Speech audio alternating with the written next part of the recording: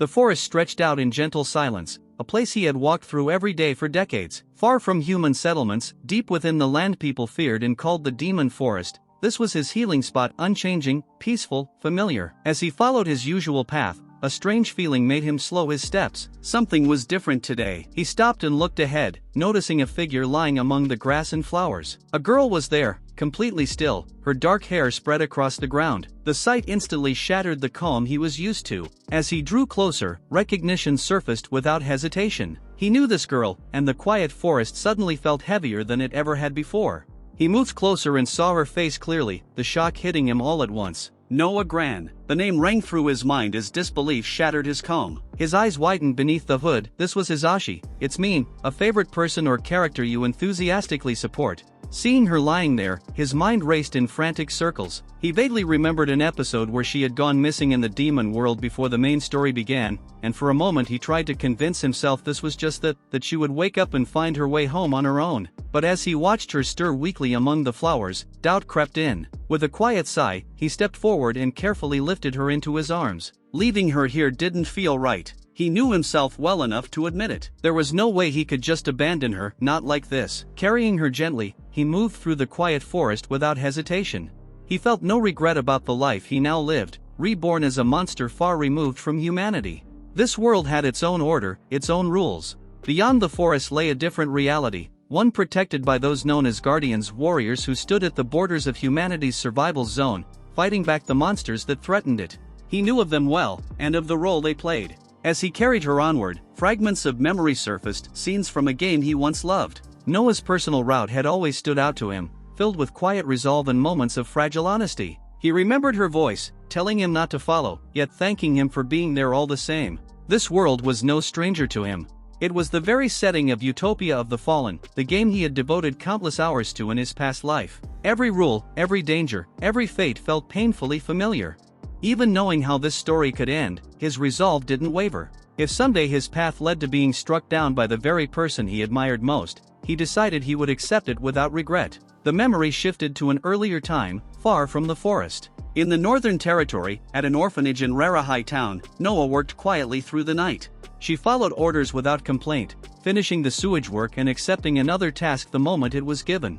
Even when told to clean the latrines, she simply nodded and kept going. She endured it all with downcast eyes, clutching her tools as if they were all she had. The caretakers spoke casually about her future, urging her to work harder so she could be adopted sooner, unaware of how tightly she held herself together. Outside the orphanage walls, life moved on as usual, while Noah remained there, small, obedient, and waiting, her resolve barely holding beneath the weight of exhaustion and hope. The memory turned harsh and painful, her body thrown to the ground as punishment.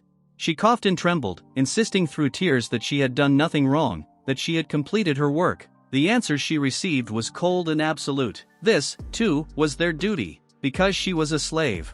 The chain rattled in the silence as she stared up in fear, the truth pressing down on her harder than the pain ever could. The memory sank even deeper. Noah stood silently with the chain tight around her neck, her eyes dull as realization slowly set in. She was paraded forward, spoken of like an object, praised as a fine slave while others bowed and exchanged pleasantries over her fate. When a man stepped closer and declared he wanted her, her head lifted slightly in confusion. Fingers tilted her chin up, forcing her to meet his gaze as he decided her worth with casual certainty. The memory softened for a moment. After being sold, Noah was given warm food, clean clothes, and a bed.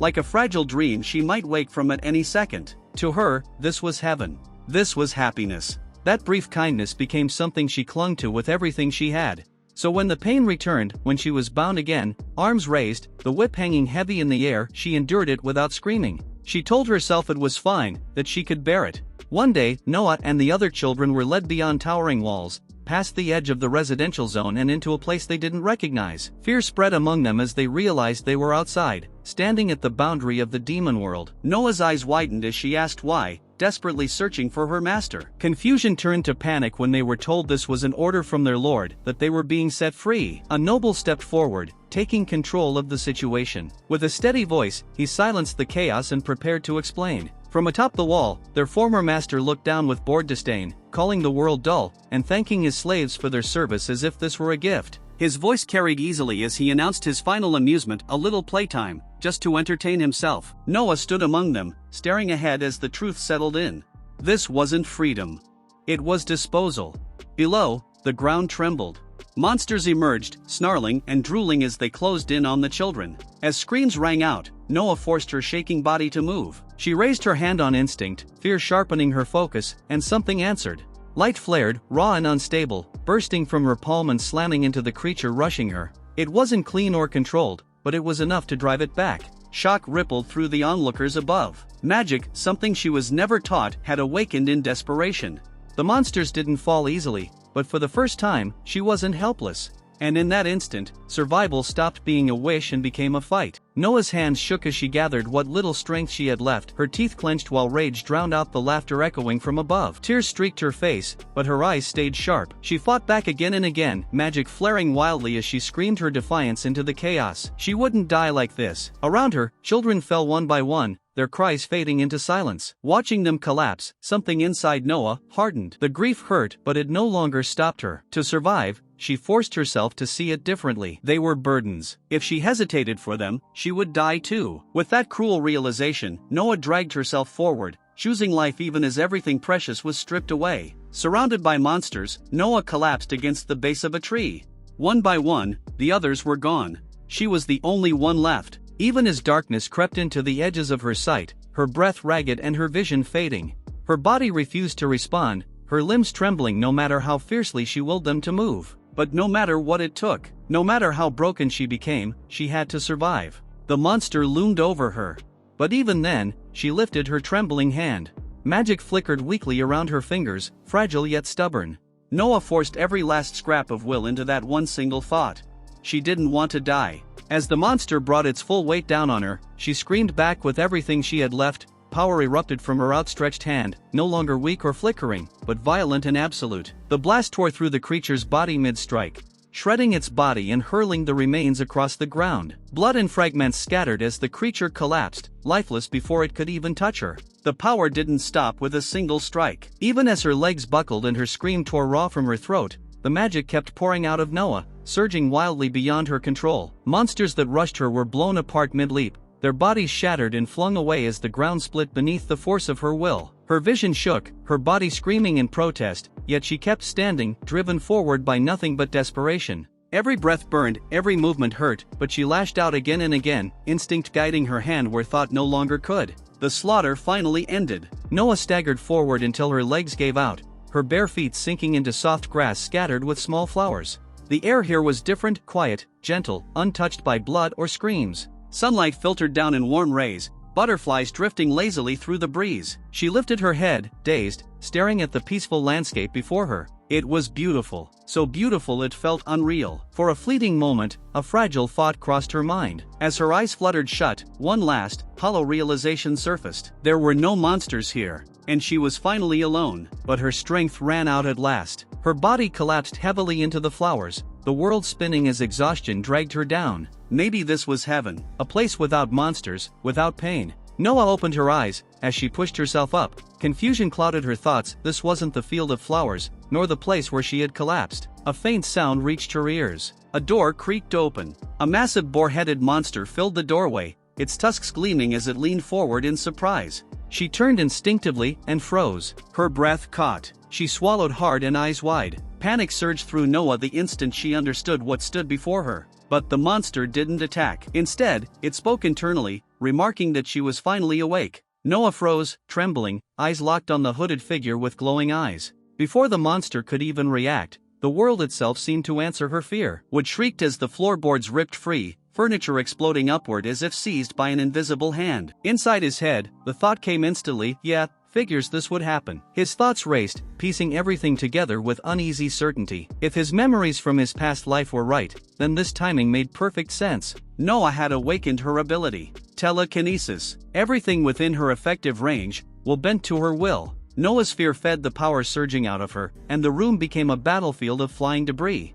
The debris surged toward him in a violent wave, planks, splinters, and shattered furniture screaming through the air. The monster didn't flinch. He lifted one hand. That was all it took. Flying debris were deflected aside in a clean, effortless motion. Noah's breath hitched as the last fragments fell harmlessly to the floor. With a simple wind magic, it can completely nullify her magic. Even though she had poured everything she had on that attack, Noah felt it then, a cold pressure sinking into her chest. This wasn't like the monsters she had fought before. This monster is on a completely different level. The invisible grip slammed into him without warning. Air crushed around his neck, tightening fast, snapping his thoughts into static. Inside his head, was she really trying to strangle him to death? The thought slipped in, absurdly calm. If I'm going to be killed by my Oshi, I'd die happy. That was what he used to think that, but he changed his decision and say, now it seems I won't be going that way. He stands over her, cloak drifting in the fading turbulence, glowing eyes fixed on her unmoving form. It's over now, she thinks calmly, not with triumph, but with certainty. Inside her head, a quieter voice stirs, one that remembers struggle, pain, endurance without reward. Shouldn't it have been okay for me to get just a small reward? She lies there, arms raised weakly, breath ragged. Her thoughts spill out in fragments, how she fought, how she always fought, how an ending like this feels unfair. At last, resignation wins. Fine, just do whatever you want. The monster calmly kneels as the boar's body hangs suspended, turning slowly in the air. Heat and wind coil together, precise and controlled, roasting the meat evenly. Fat drips and sizzles as the scent spreads through the room. Her fear shifts into confusion as she realizes the monster isn't attacking anymore. Something is happening. Across the room, she stares in disbelief. The fight that nearly killed her has ended not with execution, but with cooking. The monster works with quiet focus. Chunks of boar meat are neatly skewered, lifted into the air by a gentle spiral of wind. A thin ring of flame forms beneath them, rotating slowly so the meat cooks evenly. Fat crackles and drips, the smell rich and unmistakably food. Across the room, she can only stare. Her eyes track the floating skewers. The absurdity finally hits her all at once. Why is a monster cooking? The monster tilts his head slightly, glowing eyes fixed on her trembling expression. Why are you making that face, Noah? The thought stays locked inside him, quiet and confused. He had already checked her condition. Her body was overheated, drained to the brink, every sign pointing to collapse. Not wounded, just completely spent. Extreme exhaustion, and the conclusion had been obvious. She's ridiculously hungry. So he finishes arranging the skewers and guides the plate toward her. She freezes, staring at the meat inches from her hands, eyes wide, throat dry. Is he telling me to eat? Her stomach betrays her with a sharp ache, and she hesitates only a second longer before instinct takes over. She stares at the skewer, completely baffled. I don't get this at all. Okay, fine. You just want me to eat, right? Then I'll eat. She bites down hard, almost angrily, juice dripping down her chin. The taste hits, simple, smoky, unmistakably neat. Across from her, the monster stiffens. No seasoning, but it should be edible at least. He relaxes a fraction when he notices something. When Noah finally takes a bite, her body reacts before her mind does. The food isn't special or seasoned, but it's warm, filling, and real. After being chased, injured, terrified, and starving, that simple bite overwhelms her. She starts crying not because the meat tastes amazing in a gourmet way,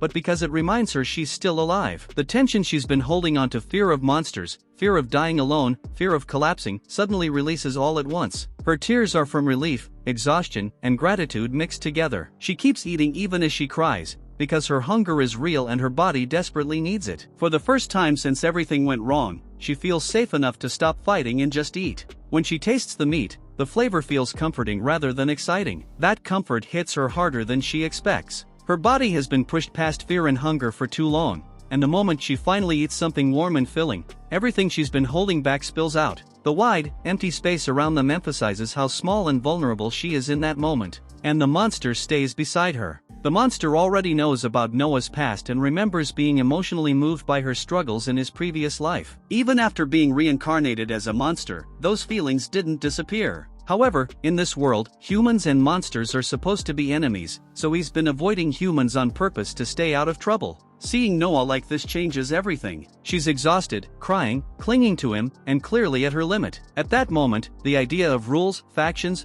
or staying uninvolved stops mattering to him. Abandoning her now would feel unnecessarily cruel. So the conclusion he reaches is straightforward: he can't ignore her anymore, and he can't leave her to suffer. Helping her isn't a strategic choice or a moral debate, it's simply the only thing that feels right to him in that moment. Suddenly Noah called to him. Exhausted, hurt, and overwhelmed, she asks, "Are you on my side?"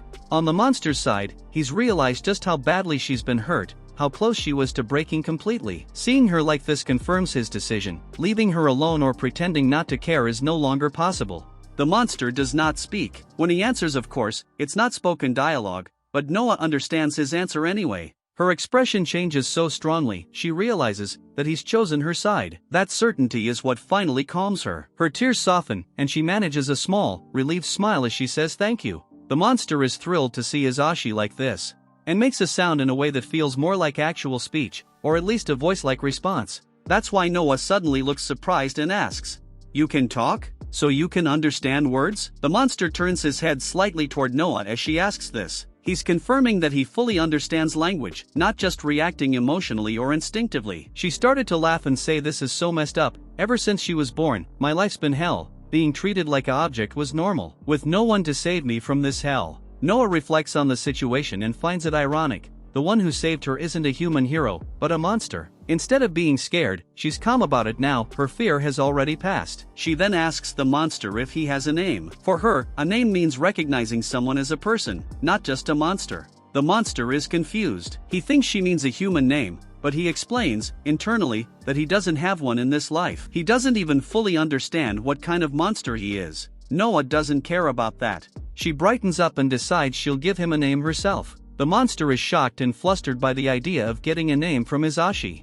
Noah thinks seriously about what to call him. She notices that he looks ghost-like, dark body, glowing eyes, quiet presence. Based on that, she comes up with the name Rei. It's cute and simple, and it fits his appearance. The explanation note shows it's a wordplay. Rei can mean spirit or ghost in Japanese, which matches how he looks and feels. His inner thoughts explode. He calls it simple-minded because the name Rei is straightforward and innocent, exactly the kind of name a kind, honest girl would choose. When Noah asks, "So you like it?" he turns away sharply and insists that he don't care, but his body language says otherwise. He notices that Noah looks genuinely happy, and that alone makes him feel happy too.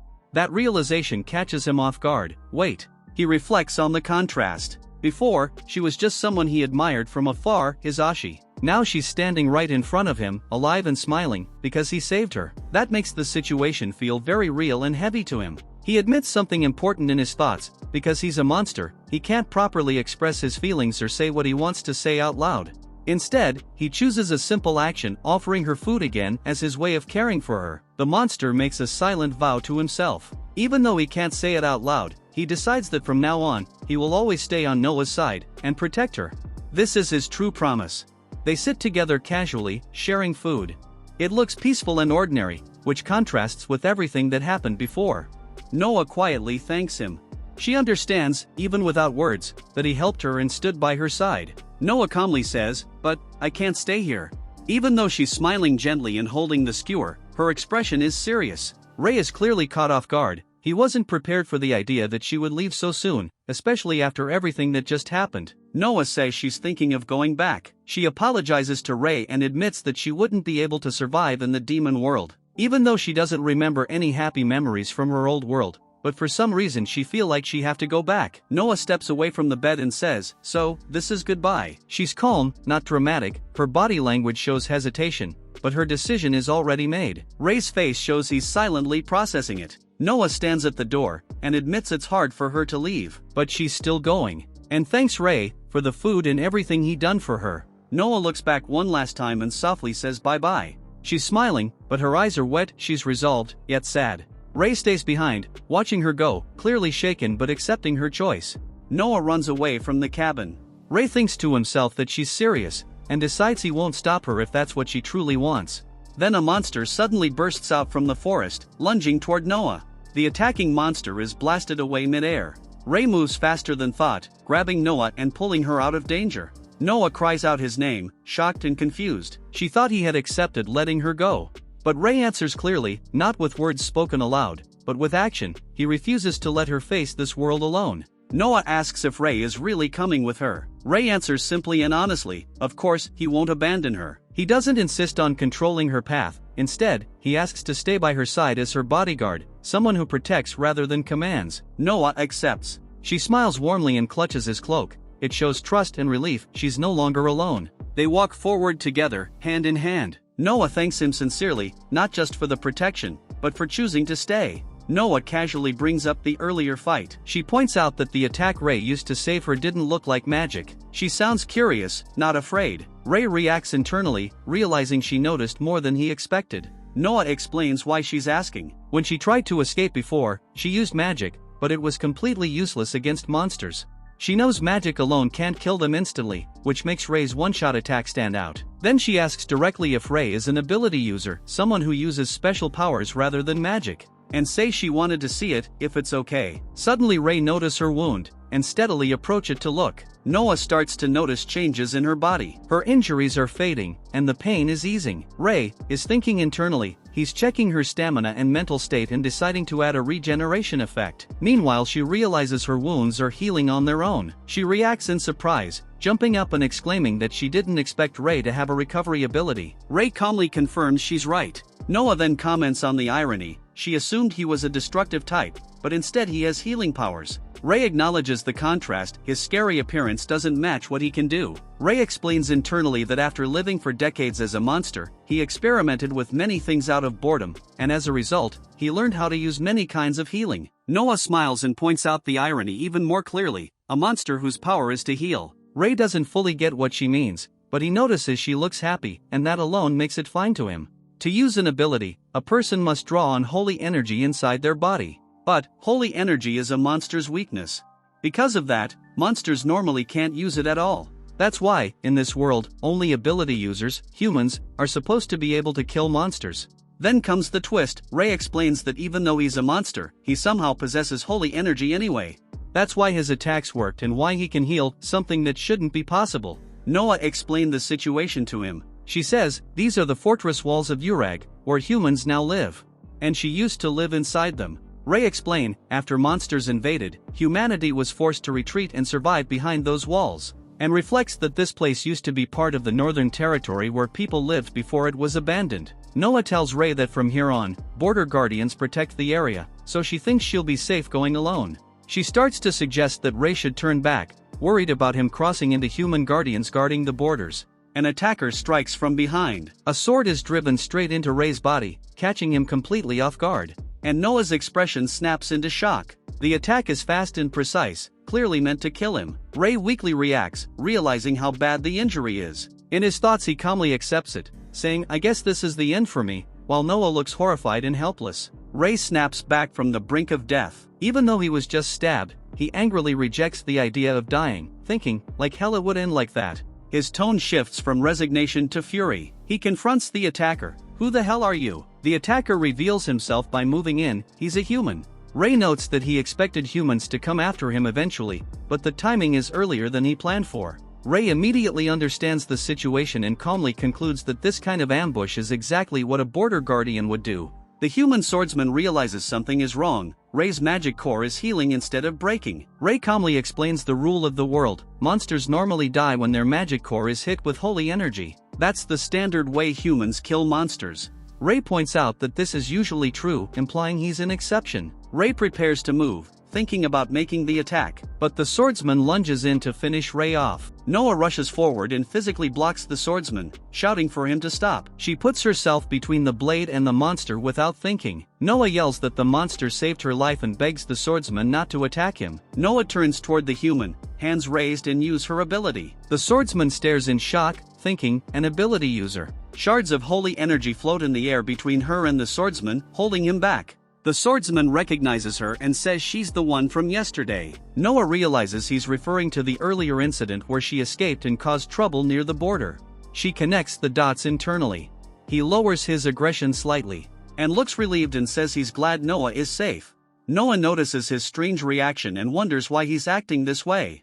The swordsman apologizes and admits that the situation back then was beyond what he can handle alone, and asks them to meet the division head. The swordsman then introduces himself properly. He apologizes for his earlier aggression and says his name is Wolstale. He explains that he's a rookie border guardian, newly assigned to the southern border this year. He then reassures Noah that he is glad to know she's alive, and that the division head would feel the same. They're heading inside the city walls, toward the guardians' living quarters. The young border guardian realizes the monster is coming with them and points it out. After what he just witnessed, he decides he can't leave the monster behind. Then he suddenly runs ahead, saying can't be helped then, and grabs a cloak and turns back toward the monster, clearly intending to hide him so he can be brought inside without causing trouble. Will has hidden the monster inside a large cloak, with his face barely peeking out.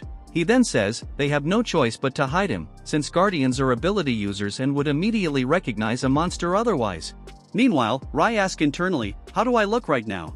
He suggests they get moving, meaning they'll proceed toward the city while keeping the monster concealed. She then introduces herself properly as Noah Gran. Will then start to explain, as you know that, all guardians are ability users. They arrive inside the city, and Will reminds them to stay quiet so the monster won't be discovered and eliminated. The buildings inside are large and imposing, showing the importance of this area. Noah, with the ray still hidden under the cloak, is nervous and amazed by the place's size. Will goes to meet the division head, calling out his name and approaching the doors confidently. He then opens the doors and says he's coming in, while someone inside tells him to wait for his reply at least. Division head comments that there's no point knocking if someone is just going to barge in anyway. Will immediately apologizes politely for his behavior and formally introduces Noah. Showing respect and nervousness, Noah steps forward awkwardly and introduces herself, clearly tense and unsure how to act in front of someone so important. The division head realizes that Noah is actually alive, which genuinely surprises and relieves him. He then apologizes, saying that the tragedy happened because the Guardians couldn't stop the feudal lord's atrocities. This shows guilt and responsibility on behalf of the system.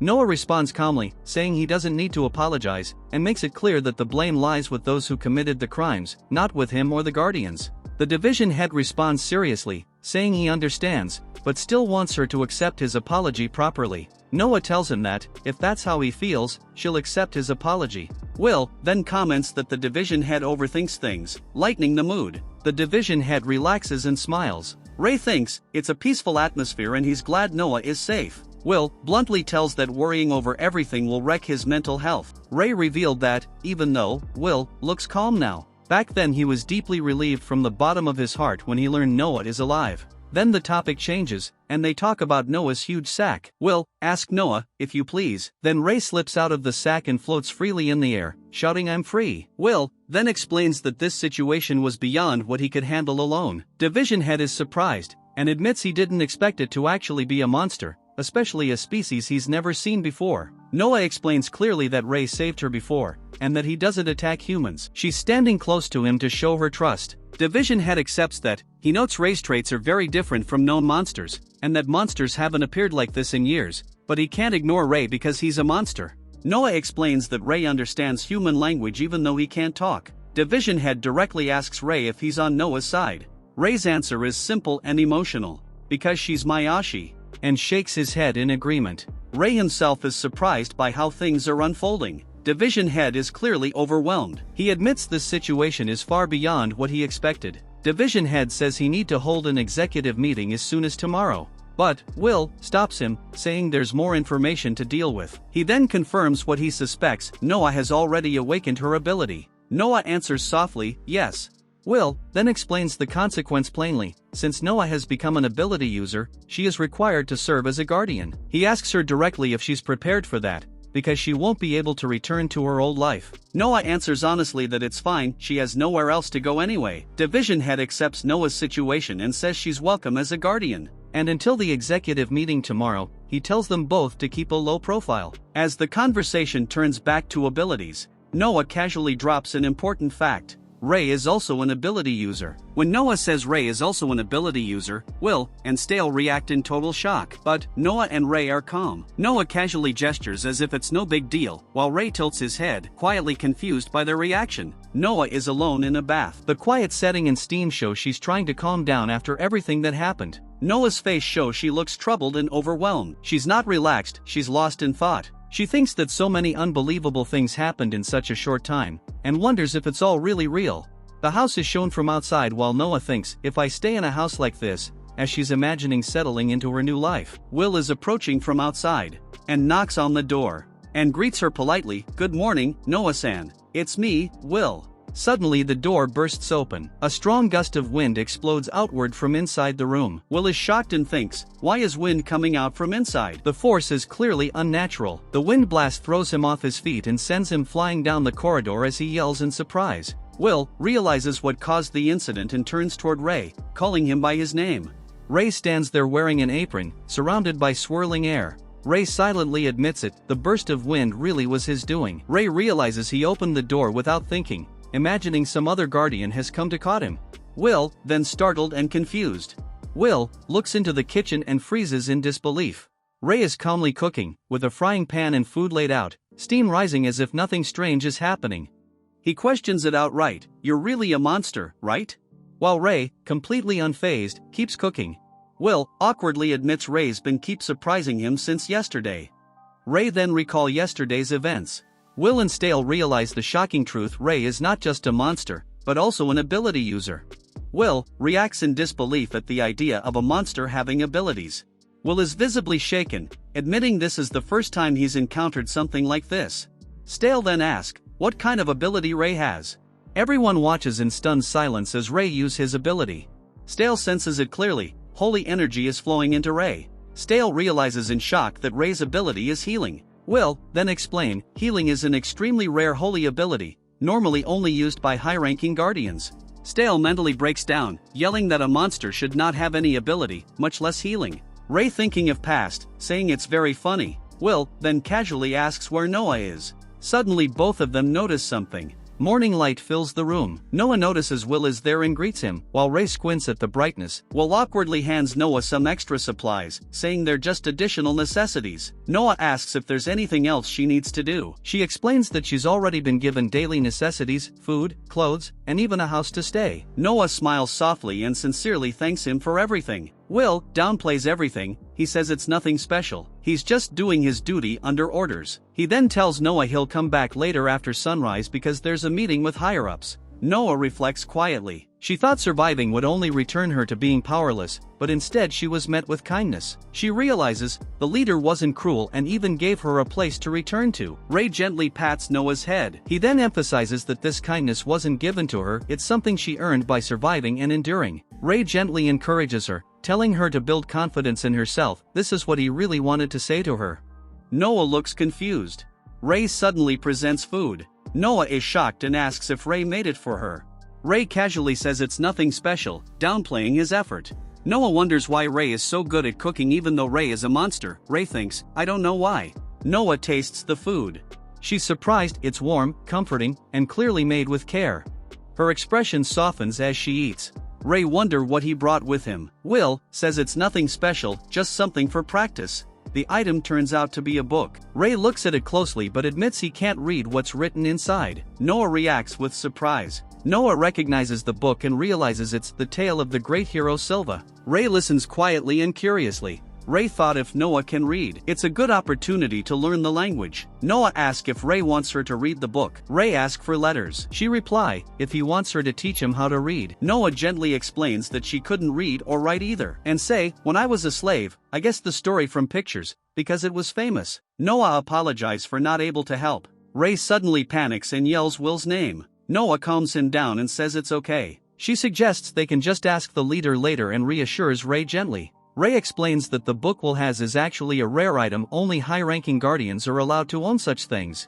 In exchange for those privileges, guardians are forced to risk their lives fighting monsters near Makai. Will then tells Noah it's time to go and reassures her not to worry. Ray explains that the system is unfair, here only young men and women are chosen to be guardians. Noah asks what the higher-ups are like. Will answers calmly that they're reasonable people, trying to ease her anxiety. They arrive at the door. Will asks if Noah is ready. She hesitates for a moment, then quietly answers yes, showing her nervousness before stepping into what comes next. The scene opens in a formal meeting room. Several high-ranking guardians are already seated around a large table, creating a tense, authoritative atmosphere. Stale steps forward confidently and greets them, saying he's been waiting. One woman looks irritated and confused, asking to liberate. What does this really mean? The other woman reacts with a teasing smile, clearly amused by what she's hearing. One guardian responds firmly that it's not something important. His serious expression shuts down further discussion. Another listens calmly and agrees, showing acceptance without making a big issue.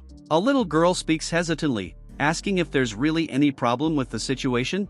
The guardians discuss the situation lightly at first, some laughing it off, but Stale points out, she knows the real issue with her ability. She points out, knowing something is wrong and choosing not to act is still a problem for her. She tries to diffuse the tension, telling everyone not to get too worked up and suggesting they calm down. Noah stands in the center. Ray in the sack clearly nervous, he admits that facing the higher-ups makes him tense, surrounded by their serious gazes. Stale explains that she'll be working with them from now on, setting a formal but welcoming tone, and asks Noah to introduce herself properly. Nervous but determined, Noah introduces herself and says she is 18 years old, bowing politely and asking for their help. Her stiffness shows how anxious she is. One guardian reassures Noah not to be so rigid and tells her it's fine to think of her like family. Rose steps in with a warm smile and introduces herself gently. Noah listens quietly, still shy but beginning to relax. A man mentions that he's heard she's been through a lot, speaking in a friendly, open way, and introduces himself as Eric and greets Noah casually. Noah reply, "Nice to meet you." Eric laughs it off, keeping the mood light, while the others also greet her. Another guardian says they're friends now and tells Noah to relax. The conversation turns playful. He then points out that person over there, Lilia, she's younger than you. Lilia scolds the man, Albert, for his comment about her age. Lilia casually raises her hand and says she hopes to become friends with her. Albert pushes the girl named Tsubaki. She freezes, stammers, and mentally goes blank, showing how nervous and overwhelmed she is. Tsubaki bows deeply in embarrassment, clearly flustered but trying her best to be polite. Stale steps in smoothly and welcomes her again, easing the tension. Noah answers softly. Ray admits he was worried about whether she'd be accepted, so he feels relieved and happy now. Ray suddenly reacts when Eric points out to Noah about the bag she's carrying. Stale steps in and refocuses the situation, telling everyone this is the main issue and asking Noah to help. Noah hesitates but agrees. Inside the bag, Ray thinks seriously. Facing the higher-ups like this forces him to think carefully. Even as a monster, he can't act carelessly here. The monster stands in the center, surrounded by the high-ranking guardians. In its head, it wonders, can I really make it out alive, showing fear and pressure. Everyone watches silently. The atmosphere is heavy, no one is interrupting, and the monster feels judged from all sides. A close-up of a shocked eye emphasizes the seriousness of the moment. One of the guardians, Lilia, reacts physically, tense and uneasy. Tsubaki suddenly lunges forward and swings her sword at the monster. It's a fast, instinctive attack. Ray doesn't move to counterattack. Inside its head, it calmly realizes, looks like it's impossible, and accepts that it won't be able to avoid what's coming. Will intercepts Tsubaki's sword strike mid-attack. The clash is violent and sudden, sparks fly as blade meets blade. Will throws himself in front of the blow to stop it, showing pure reflex and resolve. The force of the clash knocks Will back, his body spinning away from the center of the room. Noah shouts Ray as the situation escalates. Her expression hardens, she extends her hand, and energy begins to gather around her fingers. Noah reaches out instinctively, but her face shows fear and hesitation. Stale steps forward and stops her. Tsubaki suddenly drops to her knees, trembling. She realizes her monster aura reacted on its own when she detected a monster. Tsubaki bows deeply and apologizes, overwhelmed with guilt and fear, even though she didn't mean to hurt anyone. Noah rushes to Ray and checks on his condition. Ray realizes he couldn't react in time because Tsubaki's attack was simply too fast. Lilia points out that Tsubaki isn't calm at all, criticizing her stance and saying her way of drawing the sword is flawed. Eric explains that when she detects monster, Tsubaki enters combat mode, and she becomes completely focused. Tsubaki admits she's not good at things like staying calm or holding back, showing her frustration with herself. Stale thanks Will for the help. Will replies that this outcome was predictable given the situation. Ray notices that Noah is in a bad mood. She looks irritated and sharp, clearly unhappy with what just happened. The leader sees that Tsubaki has finally calmed down and decides it's time to move on, saying they should properly begin the explanation. Everyone gathers around the table again. The leader formally introduces the monster, stating plainly, his name is Ray. Ray stays silent, the room going quiet as all eyes turn toward him. The guardians react with surprise. Tsubaki peeks out nervously, while others look shocked. This situation is clearly outside what they expected. They realize something important. Ray isn't just a monster. He understands their words, didn't fight back earlier, and may even be an ability user. One of them admits it's the first time they've ever heard of a monster helping humans. The group discusses Ray's ability. It's clarified that his power is healing, and Stale points out that he doesn't act violently. He's not the kind of being they can simply discard. Rose asks, same ability as hers? Ray silently responds by nodding, confirming what they're saying. They also clarify that his healing works on a single target, unlike her AoE-type healing. The realization sinks in, even single-target healing is extremely valuable. One guardian reacts with disbelief, saying that being able to do this freely is incredible, while others look shaken by how rare and dangerous this ability could be. Stale asks directly if he can use his healing on Eric and others. Ray quietly agrees, showing no resistance. Internally, Ray points out that the higher-ups' trust in him seems unusually strong, and monsters normally shouldn't be allowed this close, yet he stands right in front of them, and no one feels immediate danger. He thinks a single monster alone isn't a threat, especially compared to everything else they face.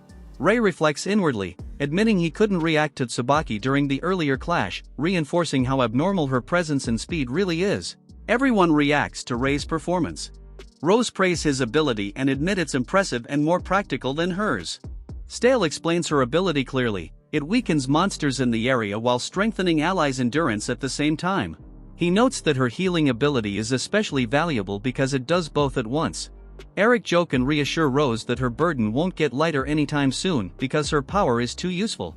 Rose is embarrassed but clearly acknowledged as important. Rei quietly agrees in his own way. Rei explained that her ability also applies a debuff to monsters, while the holy energy works like a buff for allies. He explains its own ability, it's single target, so while the effect may be stronger than Rose's, it can only affect one enemy at a time. Rose concludes that in battles with many enemies, her area type ability is more practical, especially combined with healing support. She also admits that if Rei were an enemy, it would be extremely troublesome to fight. Rose agrees, saying until Rei can be trusted, it would be better if someone higher ranked keeps an eye on him. Eric explains that accepting Rei here was also his suggestion, showing he had already thought this through. Tsubaki reply, she doesn't have any problems. Albert adds a clear warning, if Rei is a friend, he'll be welcomed, but if he becomes an enemy, there will be no mercy. Lilia says she has already seen the future, so she has no objections, and agrees with keeping Rei under supervision. Everyone gathers around the table and reaches a mutual agreement, officially deciding how Rei will be handled going forward. Rei announces happily that they've been accepted by the higher-ups, though with the condition that they'll be monitored. Noah looks relieved and grateful, clearly happy that things worked out. Lilia asks how this decision will be explained to the others later. Stale explains the plan, when the time comes, you will help me persuade that person, but for now, they'll proceed slowly and carefully. Lilia says that if Rei is safe, has been proven. Lilia praises him, saying he did a great job, and Will thanks her politely. The group talks about how impressive Will's performance was. Taking Tsubaki's attack head-on isn't something a beginner can do. Will admits he is surprised that he pulled it off. The others start to leave together, chatting casually, while Noah remains focused on speaking privately with Stale. Noah quietly asks Stale if they can talk for a moment, looking a bit serious. Noah snaps back, saying she didn't expect him to put Rei in danger like that, and asks why he didn't warn us about this situation. Stale calmly says it was something she should have expected and apologizes for not explaining it beforehand. Noah looks shaken and hesitant. Rei reassures her internally that this is normal for them to react like that, but she's clearly upset and conflicted. The mood shifts to something mundane. Noah asks if the supplies Will brought were ordered by Stale, and he casually confirms it. Noah shows a book and says she can't read it, asking him to explain what it is. Rei suddenly reacts loudly internally, saying that giving that book to Noah to make a mistake on Noah, I will never forgive you. Stale looks confused and admits he doesn't really know about that book. Stale then notices Will. Stale realizes something and smirks, saying he understands now. Rei notices Stale smiling, and asks what's with his smile. I'll brush you too. Stale explains that the book is probably a gift from Will, since Will always looks out for Noah. She tilts her head, repeating Will's name, still trying to process it. Rei then bluntly says the gift itself has no real value for Noah, but the intention behind it is good, making it clear the issue isn't malice, just thoughtlessness. Rei loudly say, young man, I forgive you. Will looks confused, not understanding what Rei is doing. Stale tells her not to worry too much about it. Noah says she doesn't have a problem with Will. Then Noah proposes a compromise. Later, Stale will read the book for Noah and Rei together. That way, everyone's even and there's no misunderstanding. Stale agrees, saying alright, showing he accepts Noah's condition. Noah smiles, clearly happy and relieved. The mood softens, and the conflict ends peacefully. Rei excitedly declares he wants to learn letters. Outside the building, Noah introduces herself. A girl cheerfully introduces herself as Julia. After he returned, the Guardian came to watch Rei. Rei is hiding upstairs with Lilia, who is watching over him. Rei admits he can't relax at all, showing his tension and caution despite everything seeming calm on the surface. Rei thinks it turned out to be crowded on the first floor. Lilia explains that before Noah arrived, they were only guarding the southern area with 47 people. Lilia smiles and says that because of this, new members are very valuable and should be properly welcomed. Right after saying that, Lilia suddenly turns aggressive toward Rei, snapping at it, and say you are different. She adds quietly that, maybe just for now, hinting that things could change later. A loud, energetic man bursts in dramatically, pointing and shouting that this is the place and announcing that the person he heard about is their new friend. Noah and the others are caught off guard, staring in confusion and surprise at the sudden entrance. Lilia immediately reacts with annoyance, realizing that a troublesome person has arrived. The loud man rushes in, excitedly calling out Noah's name. He introduces himself as Ruah and immediately asks Noah for her name, acting overly familiar and energetic. Ruah suddenly leans in aggressively and asks how strong Noah is, his expression intense and confrontational. Ray is completely confused, tilting its head with question marks, while Lilia reacts nervously, sensing trouble. Lilia angrily scolds Ruah for barging into someone else's house without permission and for being rude. Ruah laughs it off, saying it's no big deal and that he's fine with being blamed. Ruah suddenly shifts focus, saying there's something more important. He notices Noah is there and gets excited again, ignoring Lilia's anger. Ruah demands to know Noah's power. Noah, confused, asks what he means by power. Ruah insists it's strength, nothing more and nothing less, setting up his obsession with measuring how strong she really is. Noah looks uneasy and hesitant, clearly uncomfortable with the question about her strength. Noah explains that when she talks about strength, she doesn't mean raw power. She says she's not especially strong in that sense. Ruah reacts with surprise, wondering if there's a real difference in what they mean by power. Ruah accepts her answer but still insists. Since he can't judge her strength just by words, he says he wants to measure her power directly, setting up a confrontation. Ruah suddenly lunges forward, excited and aggressive, shouting at Noah to fight him. Noah looks shocked and confused by his intensity. Noah is left staring, clearly unsettled and unsure what to do next. Meanwhile, Ray upstairs, wondering what is happening down there. Ruah gets even louder and impatient, demanding to know Noah's power. Lilia steps in front of Noah, scolding Ruah and telling him to ask Stale properly if he wants to fight. The situation is forcefully shut down. Ruah gets slammed onto the table and told to stop. Julia drags Noah away to calm things down, apologizing to her, while Lilia grumbles that she's busy and you will come back later. Ruah is shown being overly aggressive and loud, with others commenting that he always acts like this with newcomers. It's implied Will used to be a victim of this behavior too. Noah wonders if she can refuse, but the others suggest there's no harm in trying. Another girl asks what Noah plans to do, and whether she wants to fight. Lilia explains this is actually a good chance to measure Noah's strength as a guardian. Lilia admits she's just annoyed by how things escalated, then told Noah to quietly think it over and accept it, saying trying this might be a good idea. Noah asks them to wait and heads upstairs, telling them to give her a moment. Ruah eagerly agrees to fight and gets fired up. Ruah takes that as her getting ready and excitedly says he'll wait at the training area, then runs off. Lilia tells him to let Noah finish speaking first, showing Noah is still uneasy about the situation. After he leaves, Noah sighs and asks Ray if he have listened to the conversation. Noah asks Ray what he thinks of this situation. Ray explains that when dealing with people like Ruah, it's sometimes better to go along with their requests for now. Ray then thinks of her future. Ray tells Noah that she also needs to understand how strong she actually is, not just rely on others. Noah holds the armor Ray has given and asks if that means Ray agrees with her fighting. Ray added that Noah should gain real combat experience so she can judge danger properly herself. Noah finally agrees to try. She smiles with resolve, saying she'll give it a shot since she's already a guardian. Lilia tells Ray to take care of the house, meaning he can't watch. Noah says she'll go ahead first. Ray watches her leave, a bit surprised and quiet, as Noah heads out toward the training area. Ray complains that he really wanted to see Noah fight. The scene shifts to a wide view of the training grounds where people are gathering, while word spreads that Noah and Ruah are about to battle. Ruah excitedly announces that Noah has arrived and says he's been waiting for her. Noah appears calm but slightly tense as she steps forward. Someone asks if Noah is ready. She looks nervous and hesitant, clearly feeling the pressure of the situation. Lilia encourages Noah to just do her best and use all her strength. Ruah confidently tells her to go all out against him. After a brief pause, Noah quietly agrees. Noah looks nervous while Ruah loudly reassures everyone that this is just training and that he'll hold back. Lilia steps in and explains the rules clearly. The fight continues until one side gives up, or she says stop. Noah quietly agrees, still tense, while Ruah answers enthusiastically and confidently, clearly excited to start the match. Lilia shouting for them to begin.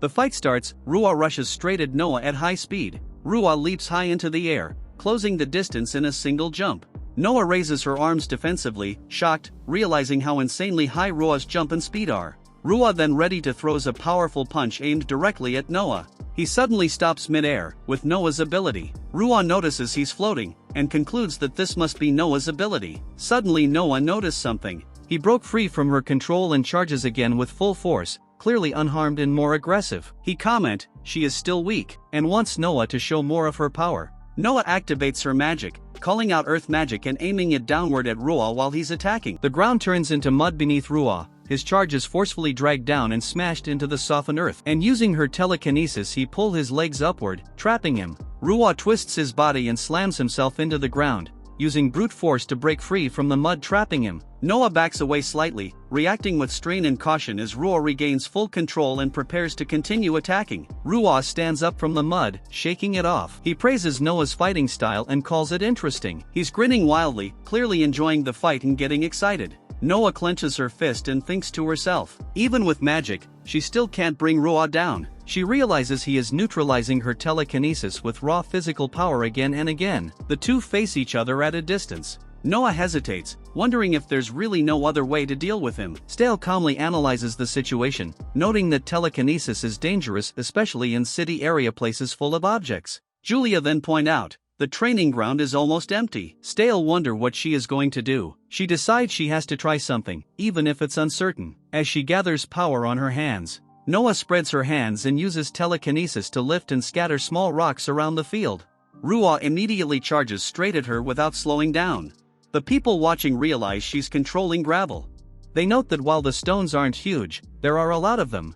Noah's focuses, she thinks to herself that she has to create an opening somehow, no matter how. Ruah keeps rushing forward, calmly analyzing the situation. He realizes that when he dodges or reacts, there will inevitably be a brief opening somewhere, and Noah is trying to exploit that moment. Noah directs the flying gravel straight at Ruah. He blocks with his arms, taking repeated hits head-on instead of dodging. Noah looks shocked, not expecting him to endure the attack like that. The onlookers react in disbelief. They realize Ruah is relying purely on physical strength and toughness, not technique or defense. Ruah keeps pushing forward through the pain, clearly hurt but unfazed. He taunts Noah, implying that pain won't stop him and that this kind of attack won't be enough. Eric comments that they personally wouldn't take that approach, but admits that with Ruah's ability, it actually fits him. Ruah activates body enhancement, powering up his body. He confidently says, this won't take long. Noah looks strained and acknowledges it, his power really is strong, but she notes it's still crude and straightforward. Ruah openly explains his ability. It directly boosts his physical strength. He's laughing, completely sure of himself. Ruah smirks and taunts her, saying his power is simple, durable, and perfectly suited to overwhelm her. Noah admits he's right about his ability. Noah keeps dodging Ruah non-stop. The onlookers are shocked she's still holding out instead of surrendering. The observers remember that Noah only awakened her ability 2 days ago, making her performance even more surprising. The realization fully sinks in. Noah really is a brand new ability user, which makes her endurance and control impressive, but also worrying. Noah continues fighting, clearly inexperienced but pushing herself hard.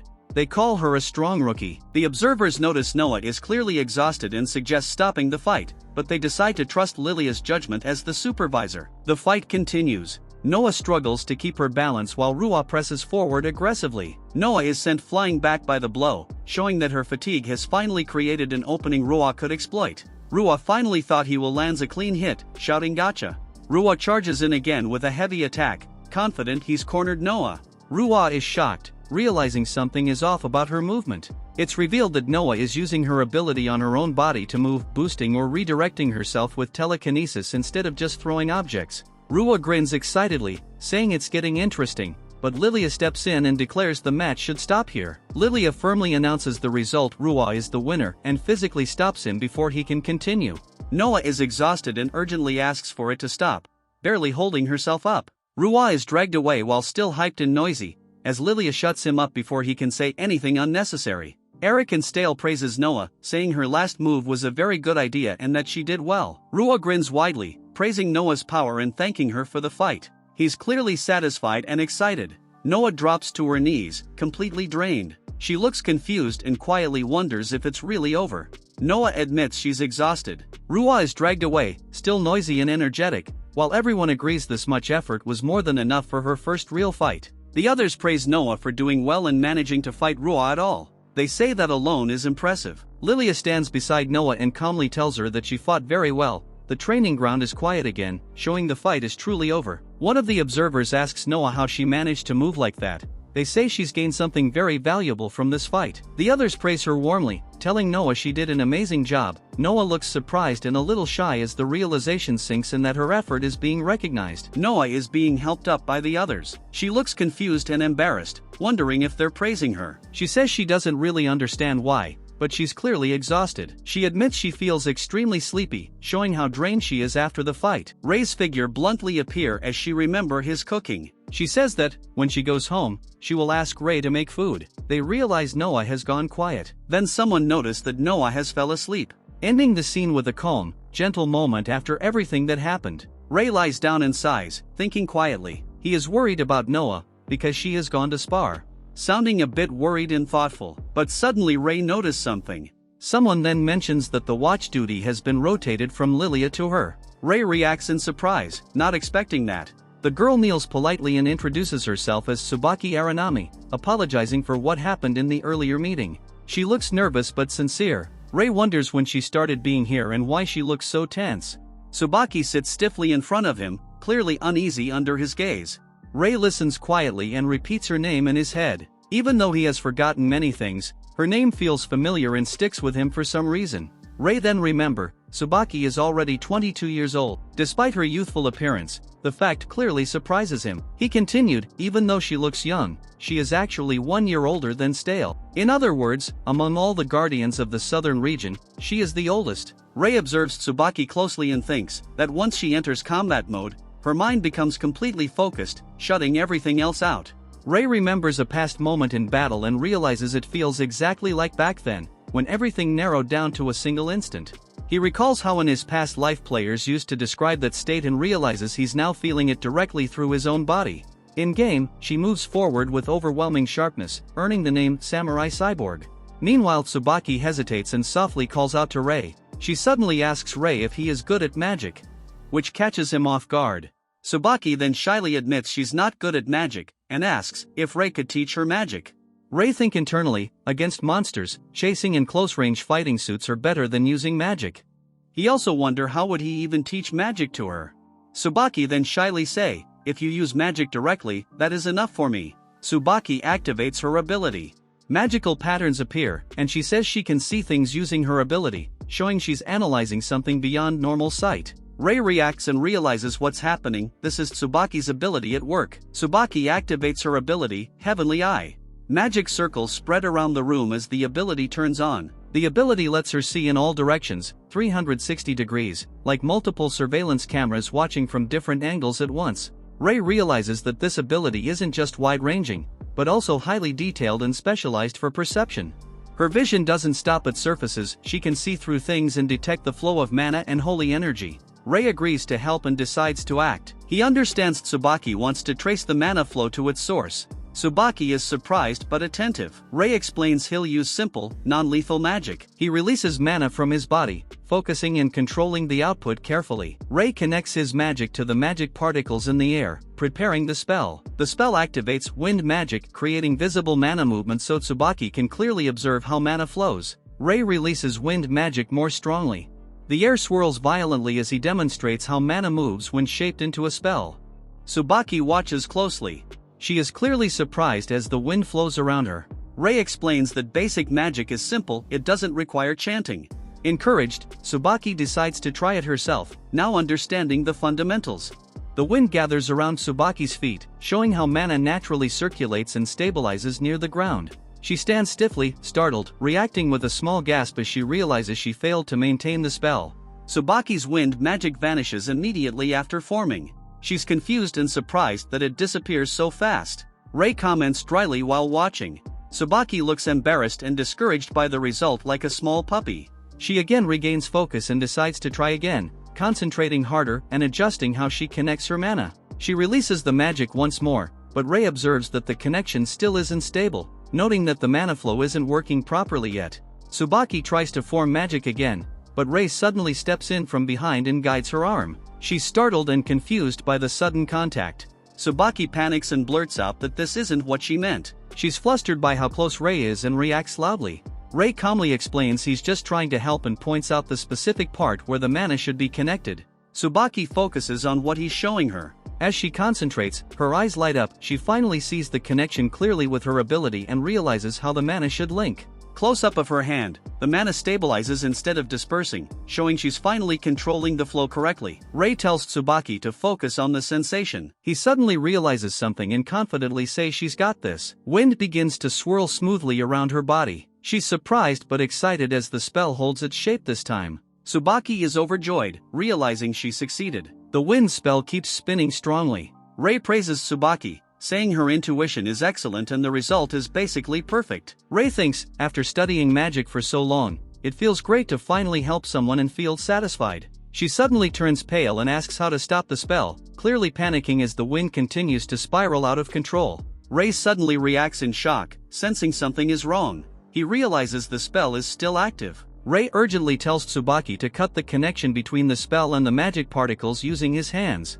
Tsubaki tries, but she's unsure and struggles. Rei thinks if she keeps forcing it, she'll suffer mana exhaustion, symptoms like nausea, dizziness, sensory disturbance, and fatigue. Rei understands the problem. Tsubaki can generate the spell, but she doesn't know how to properly stop it, leaving the wind magic still dangerously active. Tsubaki realizes she's already close to her limit. Rei panics, feeling her mana running out. Rei pulls Tsubaki close while the wind magic rages. He knows that connecting mana directly to another person is dangerous, but Rei admits that he originally wanted Tsubaki to handle the magic on her own, using her own ability, but the situation has gone too far. As the mana surges violently, Rei realizes he can't afford to hold back anymore. He commits to intervening directly, even if it means breaking his own restraint. Tsubaki wonders if Rei is trying to do something. The mana stream reacts strangely, showing something new is happening. Rei apologizes internally, and admits this is his first time doing something like this, asking Tsubaki to endure it for a moment while he tries. Rei confirms partial success. At least now the situation is under control, even if it's not fully resolved yet. The mana flow suddenly stabilizes and changes shape. Rei realizes it's working and reacts with relief. Rei grabs Tsubaki and pulls her away as the unstable mana finally fades and disperses in the air. They land safely. Rei relaxes and says it worked, while Tsubaki catches her breath and thanks him, clearly shaken. He checks her and confirms there's no backlash or rejection reaction. Suddenly someone announced their return. Lilia peeks over the railing, surprised, with Noah behind her, sensing something unusual has happened. Lilia comes down and asks what they're doing. Tsubaki explains she's learning magic from Rei, while Rei calmly greets Lilia. Lilia reacts strongly to the word magic, getting suspicious and a bit upset. Tsubaki looks flustered, while Rei internally notes that this situation might be more complicated than it seems. Rei welcomes Noah back as she flops onto the bed dramatically. Noah is lying on the bed, exhausted and hungry, asking Rei for some food. Rei looks at Lilia, wondering if it's fine to go downstairs to make food now. Lilia relaxes and says there's no one else around. Rei thanks Lilia for being so perceptive. Noah suddenly lunges at Rei and clings to him, yelling his name. Noah desperately hugs Rei and demands food right now. Rei looks confused but resigned, wondering why she's acting like a spoiled child. Rei calmly tells her to wait a moment and promises to cook as fast as possible. Lilia watches from the side while Rei starts preparing food. Rei finishes cooking and sets a simple meal on the table: bread with filling, sliced eggs, and soup neatly prepared. Lilia looks at the food with interest and asks if she can eat too, saying it looks delicious. Rei simply shakes his head in agreement. Tsubaki praises Rei, and Lilia is surprised that he can cook so well. While Rei brings Noah her plate and tells her that the food is ready. Noah reacts as she eats, first surprised, then exhales tiredly, and finally chews happily. She's clearly starving, and eating with relief. Rei watches Noah closely and comments that she looks really exhausted, noticing how drained she is even while eating. Noah keeps chewing slowly, looking worn out. Rei explains that after fighting that strange, over-energetic muscle brain guy, Noah ended up like this, completely spent from the battle. Noah eats the sandwich and smiles softly. She says it's tasty and thanks Rei, clearly comforted and satisfied. Rei quietly praises her for being a good kid. The mood shifts slightly. Lilia watches while drinking, and Rei gently reminds Noah to eat slowly, showing concern for her condition. Suddenly Lilia asks if Rei is Noah's guardian or something. Rei reflects internally. He admits that Noah is definitely biased toward him now, and he's aware she's already relying on him. He acknowledges, almost reluctantly, that he's become her guardian since taking her in. Noah pauses while eating and looks up, slightly confused and thoughtful. She doesn't fully understand the situation, but she's listening and reacting quietly. Rei realizes what's happening to him. He concludes that this feeling isn't logic or duty and wonder if his paternal instincts are starting to emerge.